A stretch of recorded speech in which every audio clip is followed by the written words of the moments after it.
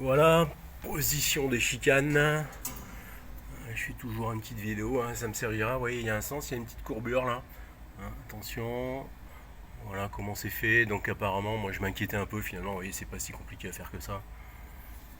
Ça fait un peu peur au démarrage, mais voilà, je vais essayer d'en inspirer un petit peu au maximum parce que si je lave là, j'ai l'impression que ça va tout tomber dans la chaufferie, ça va tout aller, hein, ça va tout aller par terre. Vous voyez, c'est pour ça que j'ai mis tous mes outils sur cale. Voilà, là je vous reparle un peu d'autre chose, hein, c'est un peu désordonné ce que je dis, mais bon, là vous avez l'isolant en fibre, hein. Je repère toujours le haut, le H là, enfin bon le H il aurait dû être plus vers le haut, vous voyez. Là ils ont mis des traces de silicone rouge là, je sais pas pourquoi.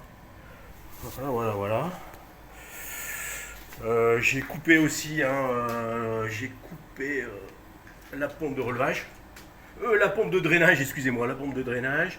Et puis j'ai fermé un petit peu la vanne. Enfin j'ai fermé un petit peu, j'ai fermé au maximum, je suis pas allé plus loin. Vous voyez, fermez ça, vous voyez, ça se fait sur l'armoire, hein, ici.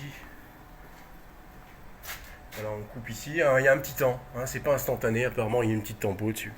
Voilà, je m'en doutais un peu, hein, d'ailleurs. Vous voyez, cette fois, voilà. Donc je ferme là pour éviter que quand je vais passer la flotte, ça fasse un choc thermique, un choc thermique. Hein, vous voyez, moi j'aime bien éviter que l'eau circule à l'intérieur parce que bah, ça fait quand même un delta sur l'eau. C'est jamais, c'est peut-être pas forcément toujours très bon ça. Voilà. Enfin moi c'est ma méthode. Voilà.